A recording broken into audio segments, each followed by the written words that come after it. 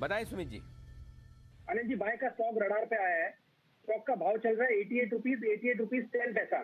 Stock का नाम है मार्क्सन्स फार्मा और ये स्टॉक अनिल जी हम कंटिन्यूसली 50-52 रुपए के लेवल से रिकमेंड करते हुए आ रहे हैं और स्टॉक में वन वे तेजी देखने को मिल रही है। अब स्टॉक के अंदर 3 से 4 दिन के करेक्शन के बाद वापस से अपवर्ड मूव रिज्यूम हुआ है और मेरे को लग रहा है स्टॉक यहाँ पे ऊपर में 94 से 95 के इमीडिएट टारगेट दिखाएगा, फिर इवेंचुअली 100 प्लस के लेवल दिखाएगा। तो मार्क्सन्स फार्मा में यहाँ पे सीएलपी पे खरीदारी करें। स्टॉप लॉस लगाए नीचे में 82 रुपीज 50 पैसे के आसपास। ऊपर में पहला टारगेट बनेगा 95 रुपए का, दूसरा टारगेट बनेगा 101 रुपए का। मार्क्सन्स फार्मा में हफ्ते भर के लिए खरीदारी करके चलने का सलाह रहेगा 82 के स्टॉप लॉस से 95 से 101 के टारगेट के लिए। ओके, तो मार्क्सन्स फार्मा यहाँ पर रखनी है नजर, एक्शन इस पर बनते हुए दिख सकता है। काफी सारे स्टॉक्स हैं जहां पर स्पेशली ब्रॉडर मार्केट्स में आप देखें इंडेक्स लेवल पर तो बाजार में थोड़ी स्टेबिलिटी आ गई है। कैश यूनिवर्स में आप काफी स्टॉक्स में एक्शन बनते हुए देख रहे हैं। एचईजी, ग्राफाइट दोनों पर सुस्त शुरुआत हुई थी पर आपको अब एक अच्छी रिकवरी के आसार आते हुए दिख रहे हैं, वहां पर नजर रखें। काफी सारे शुगर स्टॉक्स सुबह मुनाफा वसूली दिखा रहे थे, वहां पर अब रिकवरी आ रही है। बलरामपुर चीनी अब 2% ऊपर है और मिड कैप आईटी एक बार फिर से एक्शन में आ रहा है। ई क्लर्क सर्विसेज, सोनाटा सॉफ्टवेयर दोनों में ही आप अच्छी खरीदारी बनते हुए देख रहे हैं। गुजरात गैस ये भी अब वापस पॉजिटिव टेरिटरी में आते हुए दिख रहा है। वागले साहब, पिछला हफ्ता तो काफी अच्छा रहा गुजरात गैस में, हमने देखा 600 से 660 की मूव काफी शॉर्ट टाइम में आ गई, अब फिर से मूवमेंट दिखा रहा है। कोई ट्रेड बनते हुए दिखता है पोजिशनल बेसिस पर या इंट्राडे बेसिस पर गुजरात गैस के लिए? दीपांशु, पोजिशनल बेसिस पे बिल्कुल ट्रेड बन रहा है। ये पिछले 4-5 दिनों से इसमें जब से 630 के लेवल क्रॉस किए इसमें ब्रेकआउट आया है। हर गिरावट पे, हर करेक्शन पे इसको लेना चाहिए। मेरे को 650 के 640 रेंज में लेना है, 620 के स्टॉप लॉस से। मेरा मानना है ये 750 तक जा सकता है 2 से 3 हफ्तों में। ओके, तो 750 तक जा सकता है, पोजिशनल बेसिस पर आ रही है आपके लिए राय गुजरात गैस पर वागले साहब की तरफ से। पिछले हफ्ते का एक स्टार परफॉर्मर रहा है और इस हफ्ते भी देखिए वीक बाजार में अब रिकवरी दिखाकर अच्छी मूव के संकेत आपको दे रहा है। तो गुजरात गैस इस पर आप रखिए नजर रखिए। क्रिसिल लाइफ हाई पर है, 2700 के लेवल से इस पर आते हुए दिख रहे हैं, तो ये एक अच्छी तेजी में आ रहा है। त्रिवेणी टरबाइन पर अच्छी खरीदारी इस समय होती हुई दिख रही है, 4% की मूव यहां पर भी आपको आती हुई दिखी है, अच्छा एक्शन बन रहा है। केएसबी पंप्स ये एक और स्टॉक है जहां पर आपको करना चाहिए फोकस, अच्छा मूव आ रहा है। I think Varinder research stock में भी इसके बारे में चर्चा हुई थी। कुणाल जी, केएसबी पंप्स के चार्ट्स देखिए 950 के लेवल्स पर वापस आ रहा है, कोई ट्रेड दिखता है सर इस पे?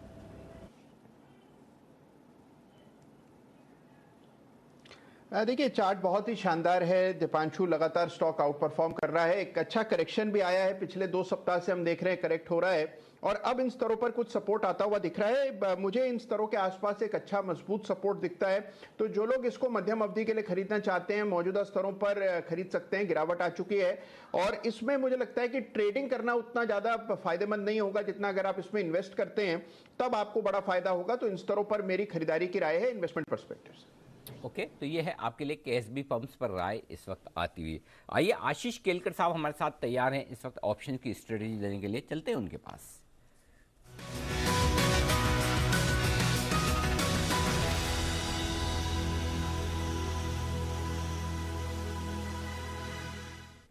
स्वागत है आशीष जी आपका, गुड मॉर्निंग। बताएं सर, कौन सा ऑप्शन ट्रेड करेंगे आज? Good morning Anil ji. अनिल जी, आपको, दीपांशु जी को, सारी टीम को और दर्शकों को योगा दिवस की बहुत बहुत शुभकामनाएं। अनिल जी, मैंने आज जो स्टॉक चुना है वो बहुत ही बेहतरीन ब्रेकआउट अभी मिल रहा है और वो स्टॉक है यूबीएल। 1414 अभी स्पॉट में ये स्टॉक चलता हुआ दिखाई दे रहा है।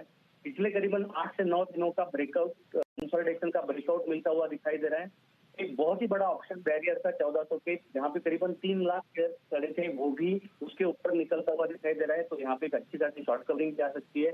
ओपन इंटरेस्ट में करीबन 7 से 7.5% का यहाँ पे बदलाव आया हुआ है, तो ये भी बहुत ही बेहतरीन है। इसलिए यहाँ पे मैं 1400 का कॉल ऑप्शन खरीदारी करने की सलाह दूंगा।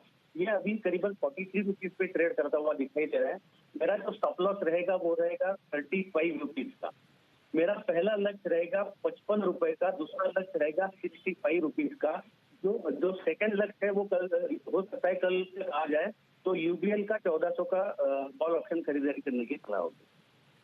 मनी कॉल ऑप्शन खरीदिए 43 रुपए में इस वक्त मिल रहा है। यहाँ पर खरीदारी करने की राय 35 रुपए का लगाइए स्टॉप लॉस 55 और 65 रुपए के टारगेट के लिए। ये है आपके लिए राय आशीष जी की तरफ से।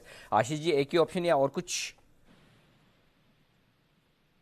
है अनिल जी, इसलिए मैंने एक ही चुना है। ओके, परफेक्ट, कोई दिक्कत नहीं है। आशीष केलकर साहब की तरफ से यूबीएल का ऑप्शन खरीदारी करने की राय है इस वक्त।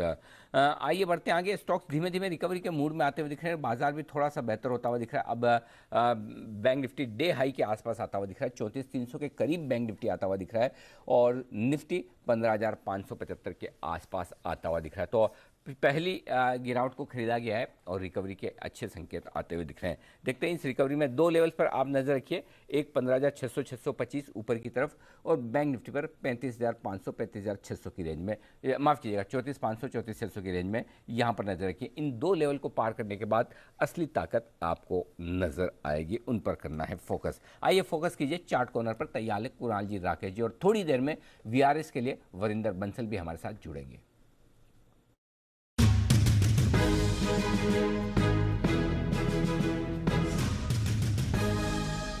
बताएं सर।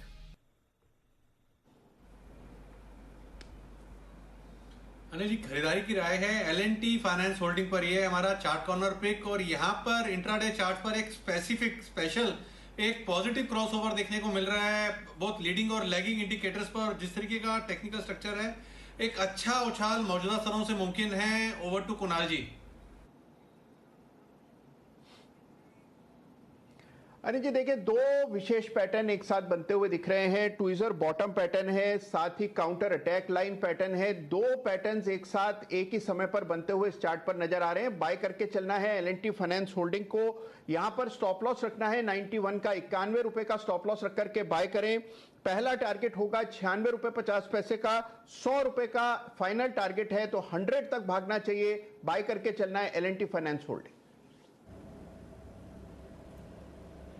बिल्कुल, तो L&T फाइनेंस होल्डिंग्स यहाँ पर आप खरीदारी करके चले, बढ़िया मूव आपको आती हुई दिख रही है इस काउंटर में। फेडरल बैंक यहाँ पर भी निचले स्तरों से अच्छी रिकवरी और अब पॉजिटिव टेरिटरी में आपको फेडरल बैंक भी आते हुए दिख रहा है। तो कहीं ना कहीं बाजार पूरे रिकवरी के आसार दिखा रहा है, स्पेशली जो मिड कैप काउंटर्स हैं और स्पेशली मिड कैप फाइनेंशियल्स हैं। M&M फाइनेंस पर भी रखिए नजर, ये भी अब रिकवरी के मूड में आते हुए दिख रहा है। खरीदारी के संकेत इस पर दिख रहे हैं। पर फेडरल बैंक, सुमित जी, पिछले हफ्ते आपने भी इसके बारे में बात करी थी। अभी जो मूव शुरू हुई है, कोई ट्रेड दिखता है सर 84 के लेवल्स पर फेडरल बैंक वापस?